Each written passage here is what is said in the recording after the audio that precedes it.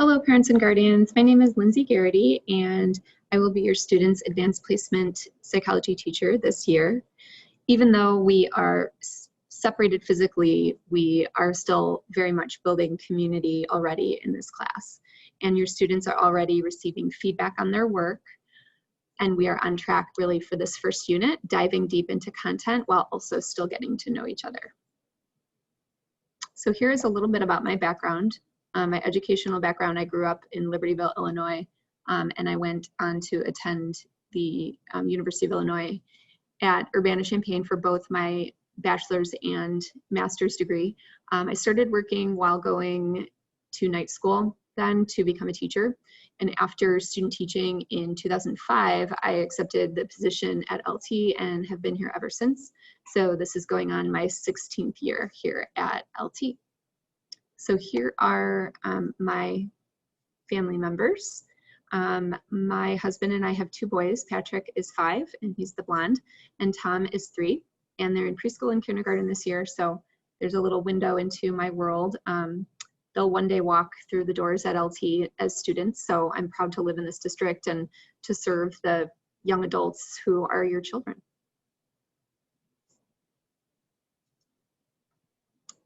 So this year-long course is equivalent to 1 semester of Psych 101 in college. And these are the unit topics for AP Psych. And having so many various topics, so these are some of the topics for the first semester, and then throughout the rest of the year, having so many various topics allows for a student to really get a general idea of all of the areas of human behavior that researchers spend their careers really putting to the test. And there are also careers that many students don't even realize that relate to psychology. So for instance, there's an area of engineering called human factors engineering that it uses psychological research to inform construction of everyday objects, even buildings. And so we talk a lot about how different careers can be, related or attached to psychological findings. So here is an example of a demonstration for this semester. In the actual experiment, participants were shown a video of 2 cars, and then group A is asked this question, while group B is asked this next question. And as you can likely predict, the questioning type actually influenced the memory of the participant. So I'll show you both at the same time again. There we go. And understanding concepts such as memory will help students to be more informed friends. They will be more informed employees, even as future jury members or lawyers. So we try to apply any real life concepts that we can. This is a screenshot of a collaborative group activity that, move my picture over here a little bit there.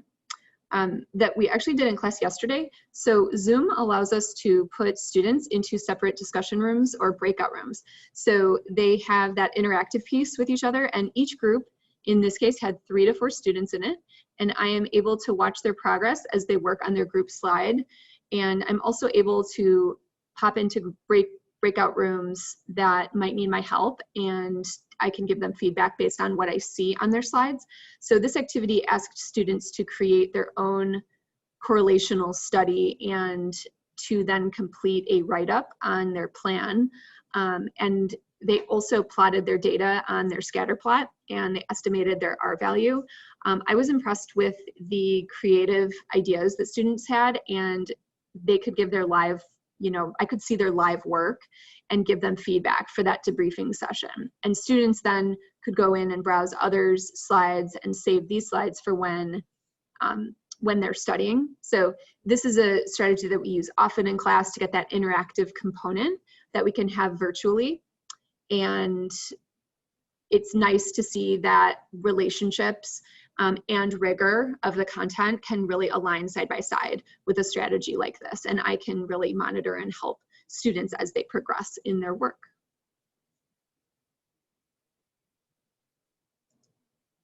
So course goals first are that I want your sons and daughters to feel that they belong, that they're embraced for who they are, and that their learning is fully supported. So this course really becomes about them and their place in the world and where they can see research applied all around them. And with that comes the encouragement of having the qualities of a scientist. Having that curious skepticism allows them to ask the right questions and allows them to be humble, and to whatever they predicted they can then start again and start again with another hypothesis.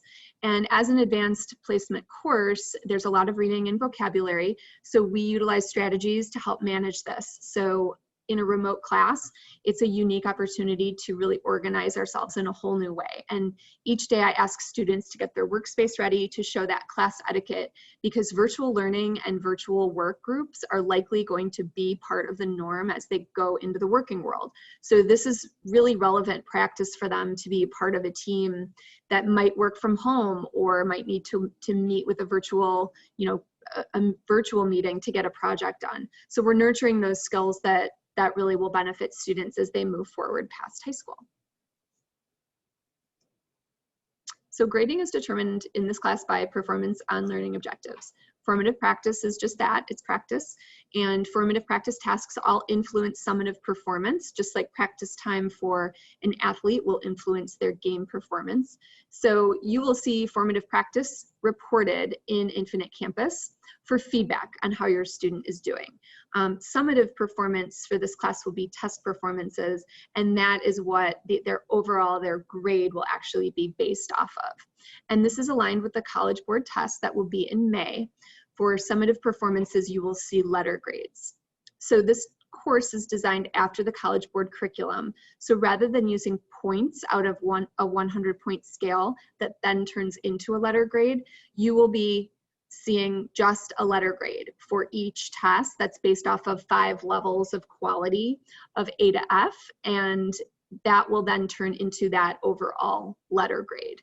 So 3 letter grades per unit will be listed, and there's 5 units, so that's 15 summative letter grades that will be listed for the semester. So then without numbers and percentages, how do we arrive at that overall grade?